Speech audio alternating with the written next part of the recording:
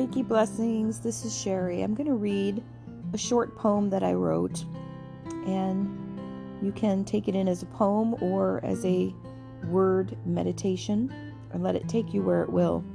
After I read it, I will give you some background about what I wrote it about, but what of course I want is for it to be whatever it needs to be for you in this moment and take you where it needs to take you on your healing journey and your creative journey, hoping it inspires your own creations of words and images, art of any kind. I am a climber, upwards, stented, never stunted. I still draw air.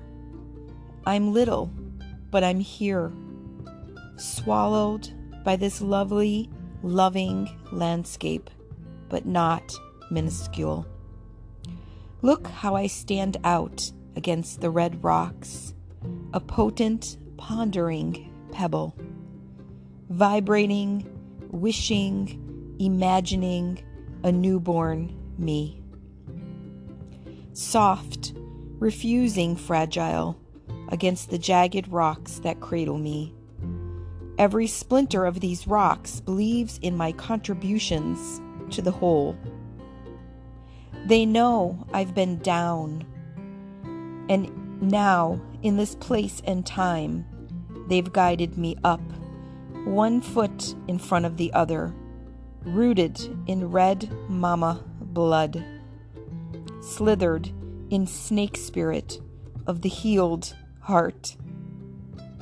I just keep walking, feeling my way. Rainbow bridges offered, big sky openings, endless paths to take. It's all coming back to me now as nature takes my hand, attunes me, lays her face on my heart.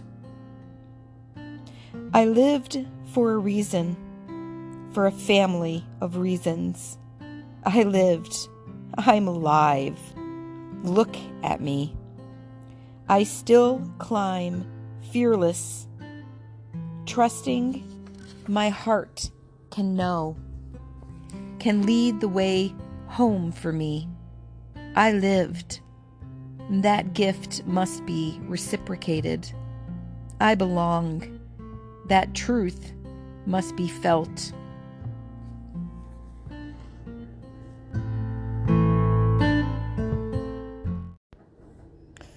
So before I get into talking about the meaning of the poem for me as the writer, as the poet, I just want to say that my time has been very limited these days because of some changes in my personal life, and Spirit has been prompting me to get back to this podcast, and I don't always have an hour to record something. I don't always, sometimes, once you get going and talking, it could end up being 2 hours or an hour and a half that you're talking.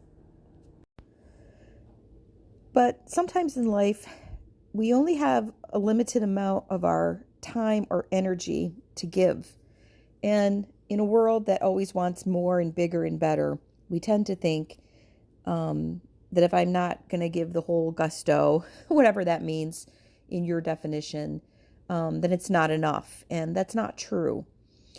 I think one of the things that we can learn about writing short poetry for ourselves is, finding our voice and understanding that, or listening to somebody else's poem or a guided meditation that somebody wrote. 5 minutes is not better or worse than 50 minutes or 150 minutes or whatever you want to say. The point I'm trying to get to is that we need to offer what is our gifts in any way that we can offer them, and to stop belittling them. I guess what I'm trying to say is that if we want to see the power dynamics of this planet shift, we have to, on a smaller scale, meaning everyday life, all of us understand that we choose how we define what true power is. And we need to remove the limitations to how we give. There's so many ways to give, especially with this now being an online world. a media world, it's a fabulous thing to have a podcast where you can actually share your poetry and know that you're reaching other people. And at the very least, even if they don't resonate with your poetry, you may be inspiring them to their own voice. And that is the true power right there, that you yourself took the time to express your voice on paper or whatever art form, and now you have inspired somebody else to do the same. Your healing comes from experience and expression. And a really important message that I'm actually hearing Spirit, my guide, say to me right now is that we want to use our voice to spread hope and love and the concept of compassion and kindness and harmony, peace, high vibration, not fear. Now, this isn't saying that you're not allowed to express lower emotions within your art form, whatever that is. It is a cathartic way to express fear, to express anxiety, but use your art form as a way to bring you back around. Let the end of your poem not be this, pie in the sky ideal. I'm not saying that, but let the fear and the anxiety do what it's supposed to do, which is to bring you to the other end of that spectrum, which is love and acceptance and tolerance and inclusion and unity. Use the way you express yourself as a means to uplift yourself, to awaken yourself, to evolve yourself. Those are the three higher principles that you're really here for. And yes, the lower type energies do get us. They do, snap us awake. Hopefully, that's their job, is to knock on your door and say, I don't like this. I don't like feeling fear, anxiety, worry, judgment, separation. So what am I going to do about that? How am I going to let this feeling bring me to the other end of the spectrum, which again is unity and harmony and love and all forms of love. So yeah, I guess the message that I'm hearing today is every day try to show up authentically and allow yourself to be more authentically you. Allow time for your creativity to bloom. And some days it might be reading other people's poetry or looking at other people's art. But again, that's one end of the spectrum. Allow that to bring you full circle, which is to bring you into your own creativity, your own expansion. And stop worrying about your reach. Social media has really taught us a lot about that word, right? Our followers, our reach. It's so easy to compare ourselves to other people, but you'll always find somebody who's doing more or less than you. So when you look at it that way, it really means absolutely nothing. What matters is that you are expressing yourself and that you are allowing yourself to express yourself and that you are growing and changing and transforming and transcending the older version of yourself, respecting it, understanding it, how it brought you on your journey, but always allowing that expression to alchemize into the next expression of yourself, the truer expression, the higher expression. And the message that I'm getting is that every single thing you do, every way you react, every way you perceive, every thought, every emotion, every creative expression, everything about you on any given day is valid and necessary and important to the world as a whole, because we are all individuals, but we are not separated. We are a unified whole in the end, in the big picture, in the beginning, in the end, in the big picture. So please believe that you matter, and please know that you have a gift to inspire it's just a matter of you tapping inside and figuring out what your gift is. And that may change over time. The way that I've contributed over time has changed. I've volunteered in the community in women's shelters. I've done women's empowerment circles, within the community. I've created a oracle deck. I've done a lot of spiritual art. I've written 2 books, which are on Amazon and self-published.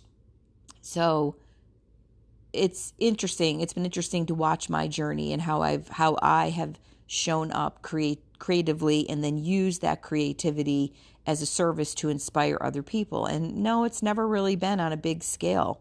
But again, why do we always think that everything has to be on a big scale in order for it to matter, in order for it to have value? The number one thing is that you're doing it for yourself in your own life because it's evolving your path. And if you're helping 1, 2, 3, 4, 5, 6, whatever the number is, that's the number that happened. That's the number that occurred. That's the number that God sent to you, that Spirit sent to you, that God has sent to you, however you label and define and use the word to talk about that, which is our creative, the creative power that created us as works of art. We are works of art. So that's the message today. Show up where you can, how you can, in whatever amount of time and energy you have to give each day. And that could be just cooking a healthy, beautiful, wholesome meal for your family and watching their faces as everyone sits at the table and shares that meal. That could be the big moment of service of the day. Okay? Not everybody has to be a best-selling author. Not everybody has to run a multi-million-dollar business. Not everybody has to go to the moon. It could be deciding that you're going to grow your own vegetable garden this year. So this poem I actually wrote a couple years ago, going on 2 years ago, little less than 2 years ago. 2 years, this summer, it'll be 2 years since I found out that I had a 90% blockage in my main artery in my heart. And I had to have a stent placed in order to allow the blood flow. And I already had a vacation trip planned to go to Sedona. And my cardiologist said, "You're fine. You can fly, you can go to Sedona, you can hike." And, of course, that was all the things that I wanted to hear at the time, but that did not change the fact that my human side was scared to death. We have to let the down place lead us up. That's the only way to live. And so that's why the beginning of this poem, I said, I am a climber. I've never really given this poem a title. Some poems, at the very end, I hear the title, but other times I just write, and I don't know that this one needed a title, but I guess if it was going to be anything, it would be I am a climber. So yeah, there was magic in Sedona, and I would recommend anyone going there that is in a place of needing healing on a psyche level, your thoughts, your emotions, your body, your health, your spiritual life, your physical relationships with other people.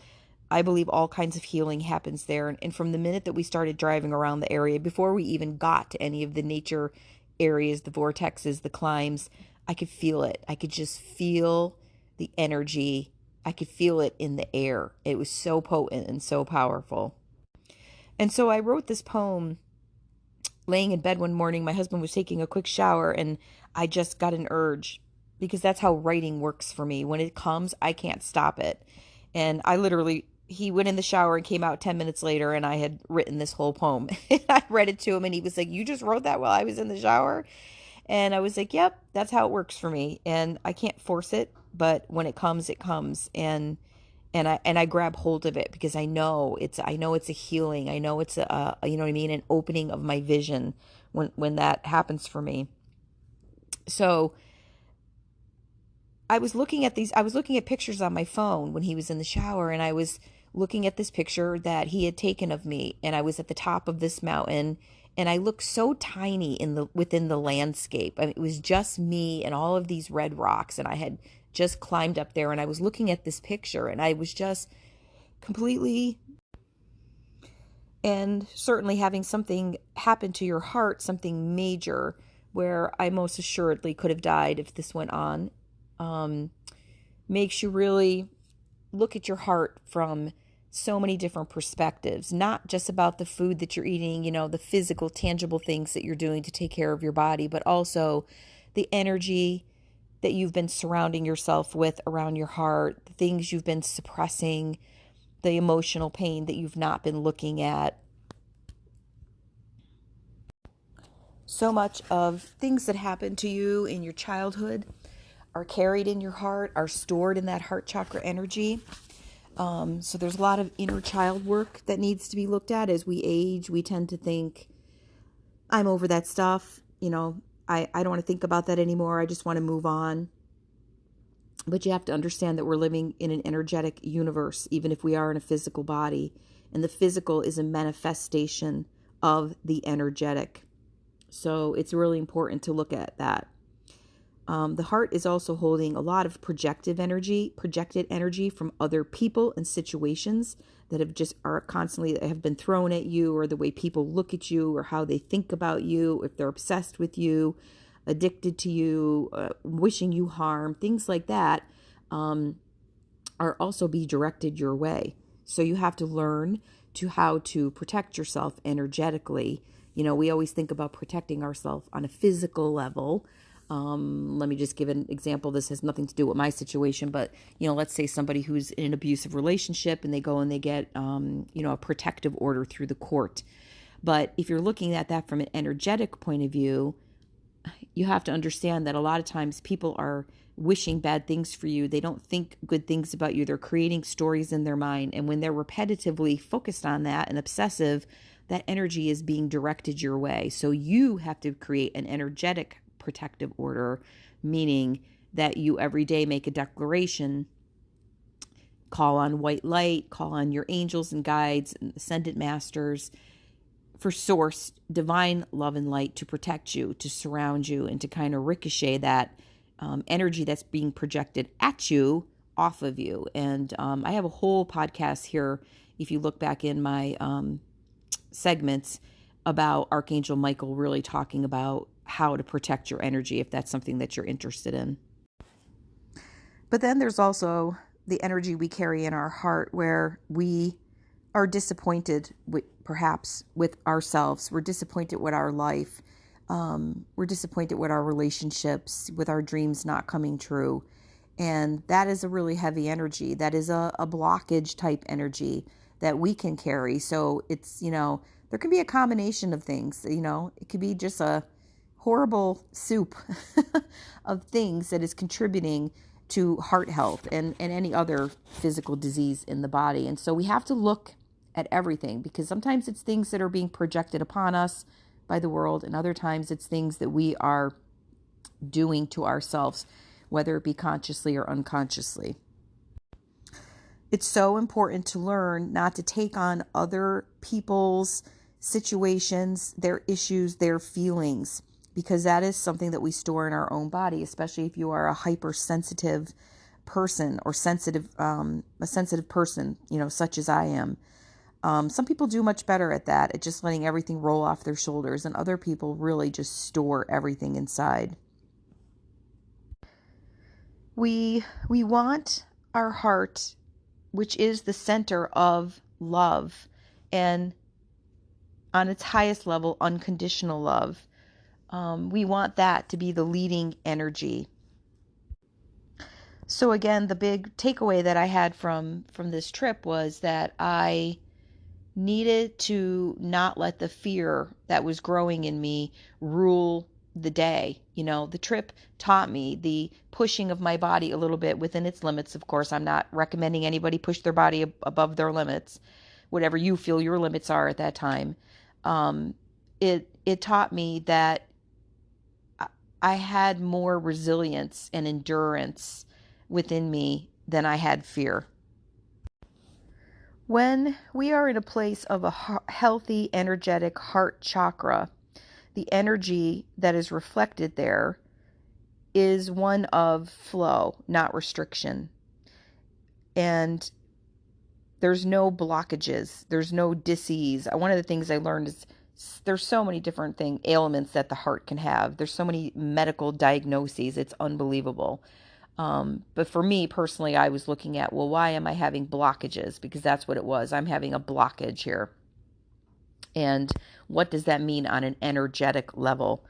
So a blockage is a restriction, and sometimes it's restrictions that other people or the world is placing upon you, whether it be your job, your relationships, restrictions, like I said, in your spiritual life, your creative life, etc.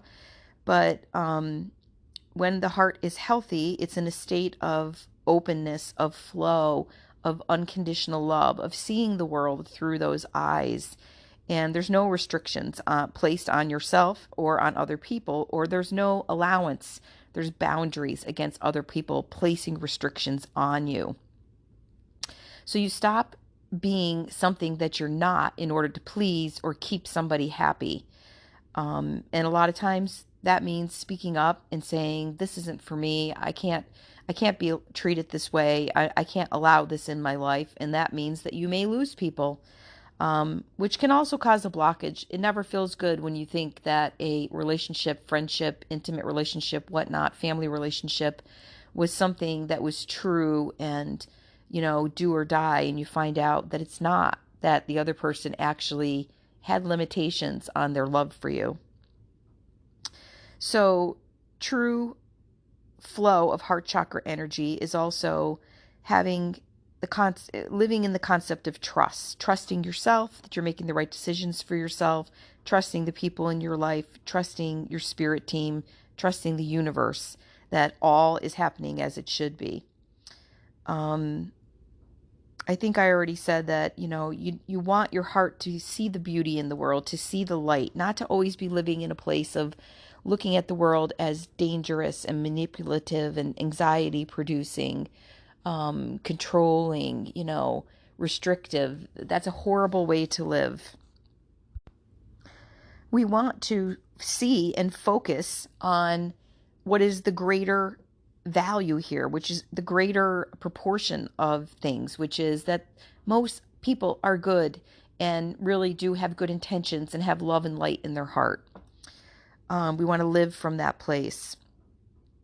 So again, heart chakra energy is about giving and receiving, allowing yourself to express any sadness, sorrow, grief that comes up for you, and not feeling like that has to be pushed down, any heartbreak, any heartache, looking at those things, acknowledging them, and not just expecting them to disappear or telling yourself they don't matter anymore. It's about removing yourself from situations where you feel other people are sending, attack type energy your way, where they're not wishing you well. You can't stay in those situations, even if it means losing other people that matter to you. A higher heart energy is about looking at all emotions and allowing them, not letting those emotions get stuck so that they create a blockage.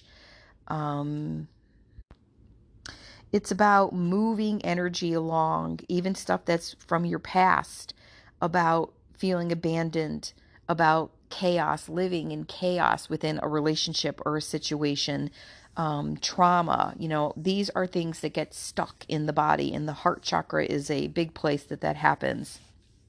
Worrying about loss that you've already experienced, like reliving it in your mind and your heart, or worrying about future loss that hasn't even happened.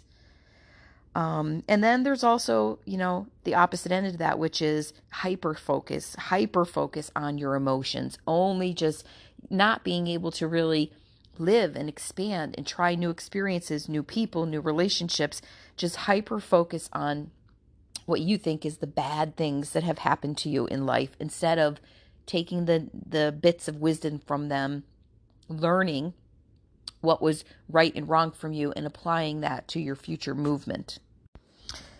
And again, it's super important that if you know that you need to give or get more love, you have to find a way for that to occur in your life. Even if it's trial and error until you find the right people and situations, experiences for that to occur. There has to be a balance of getting and giving love in order for your heart and your heart chakra to function appropriately.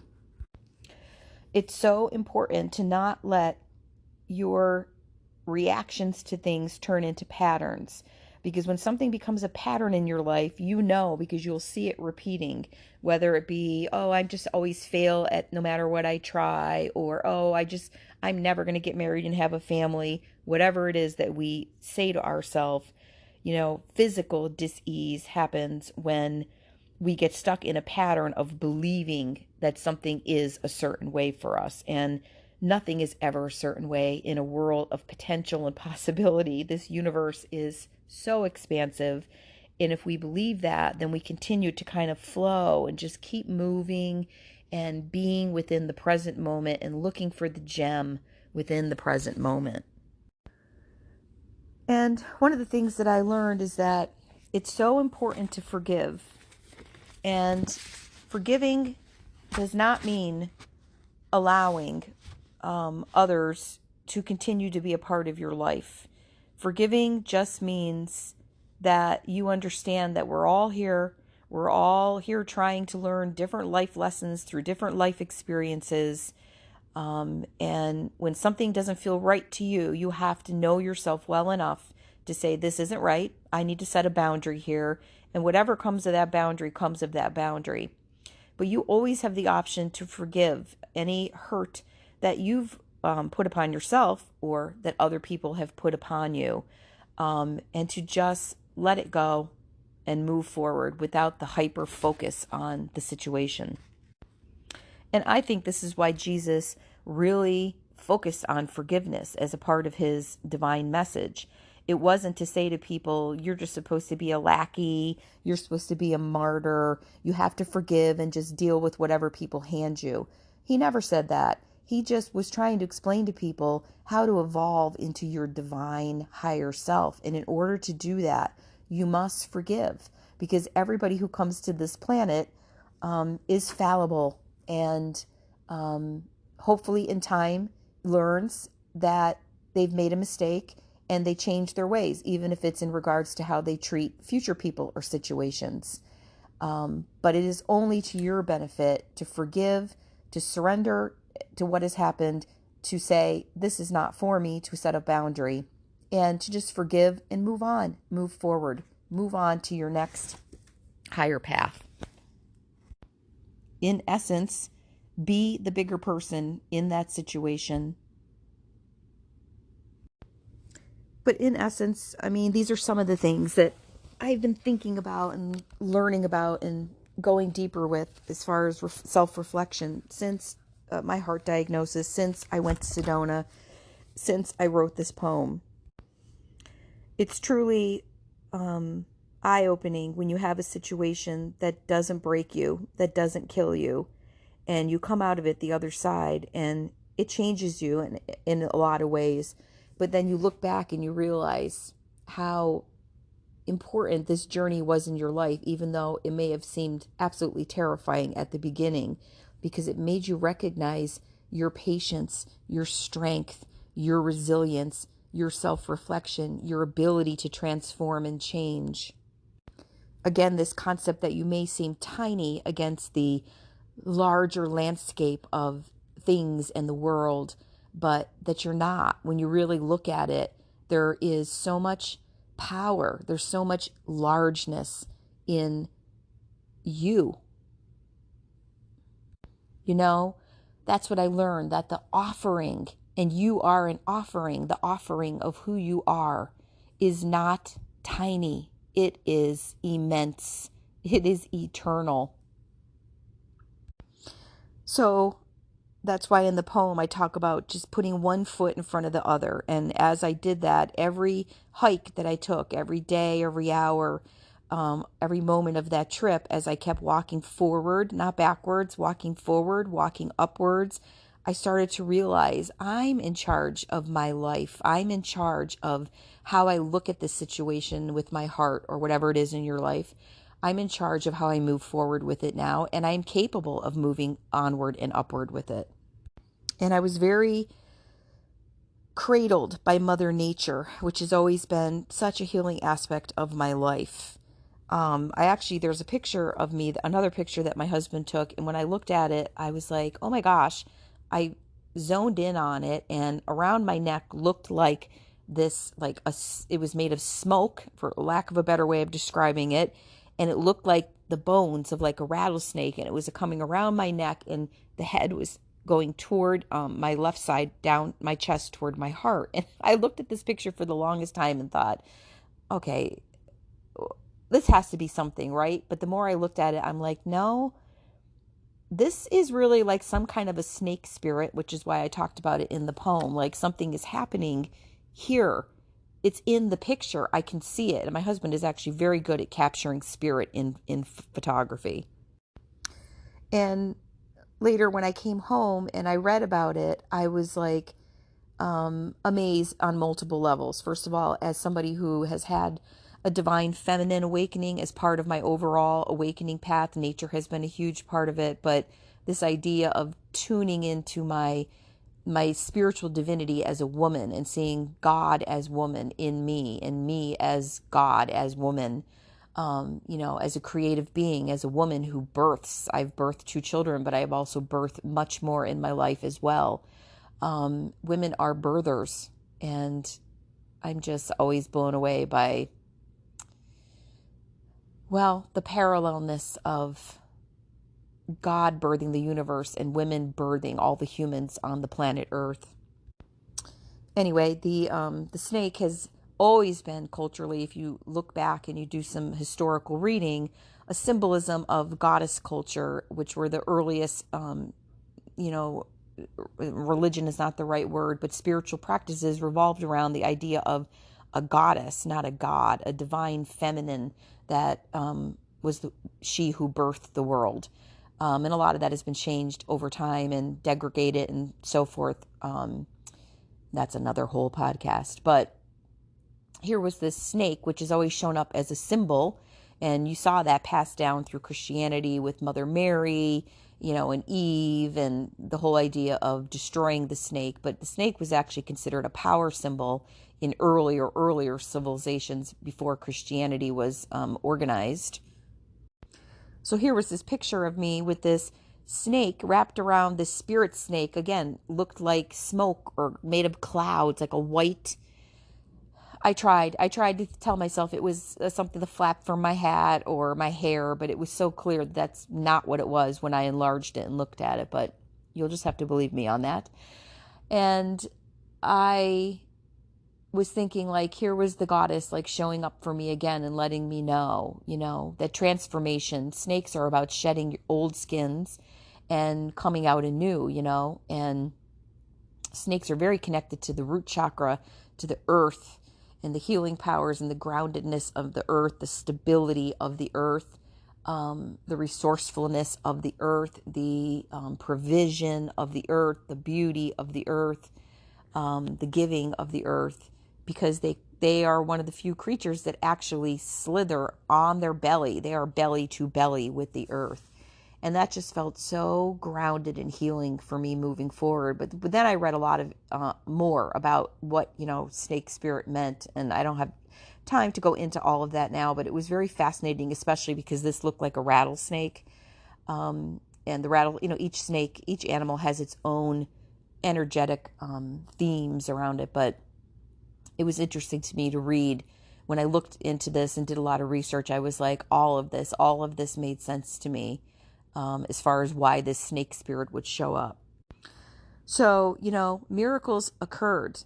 Believe in miracles, because I believe a miracle occurred. I believe when I went to Sedona that Mother Nature, as a greater whole in the landscape there, and the energetic portals that were allowing healing energy to come in, as well as the animals and the spirit animals, everything is in, we have physical manifestations around us, but we also have spiritual and energetic manifestations that are multidimensional. And You have to really look to see them, but you have to look with your third eye.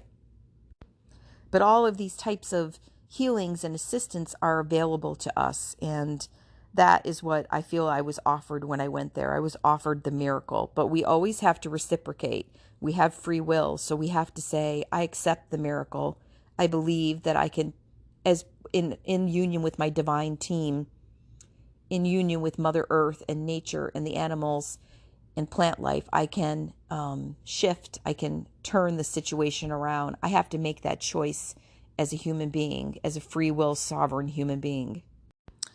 And yes, when I said in the poem, I lived, I am alive, those are such powerful declarations, and noticing that this is what has occurred. So there therefore must be, in a cause and effect world, a reason that I did live. And so what is that? How do I continue to trust and climb and grow and give back?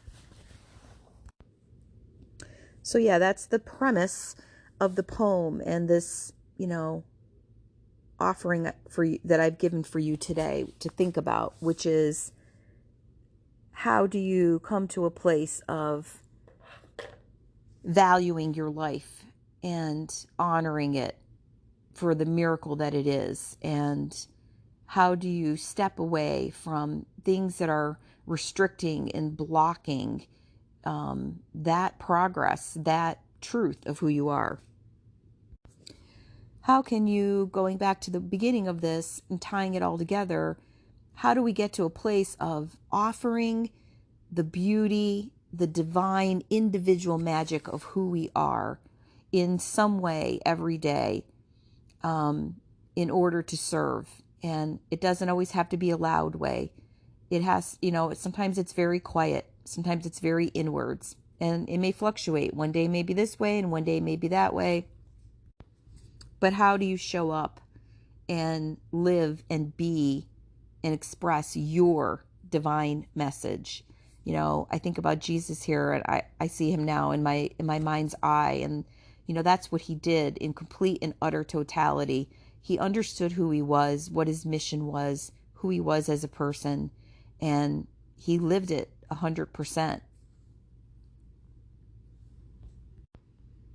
He showed up and he spoke his truth, and he hoped that it would inspire other people to understand the truth, the truths of the universe, and take them to heart so that they could also feel more connected to their creator and understand that they are also a facet of that. They are creator beings, and that they could create the life, the world, the viewpoint that they wanted to create, that they were not stuck in somebody else's idea of how the world should run, and that there was a way to get there through peace and love and harmony and communication, that it didn't have to be through war and fear and suppression. So yeah, in conclusion, that is, my message to you today, my message to myself. And I continue to try to tell myself this, and then try to tell it to other people any way I can in anything that I've ever created or done. That you're not small, and you're not invisible. You matter. If you're here and you're alive, there's always a chance to completely revitalize and reinvent your life to what you know it's meant to be. Just do not let fear become your best friend, because that will destroy. It will destroy the light within you, the joy within you. Fear is a valid emotion, but it's only here for one thing, and that is to remind you that that's not how you want to feel, that you want to be on the opposite end of fear, which is inspiration. Let every situation that comes into your life, self-induced or, projected upon you, let it better you. Let it move you to higher ground.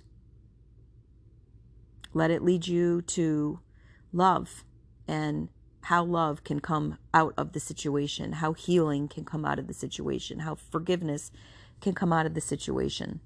And you can be those things, you can stand for those things, but you can't force other people to see things from your point of view. You can't force change in other people. You can only be those things. And if you are, then the hope is there that other people can be as well. Sending you love and light. Hope you have a beautiful day. And if you'd like to send me a message, you can, about the podcast and how it opened something for you, you can reach me at runningonreiki@gmail.com. I would love it if you would leave a rating for the podcast. That would really help it get out to other people. If you're interested in my books, you can order them on Amazon. My first book is called Crowned, Becoming the Woman of My Dreams, The Missing Things Were Goddess Wings. And my second book is called Call Her In, Soul Speak from the Divine Feminine. I hope these words served you in some way today and opened you to your higher heart. And again, sending love and light.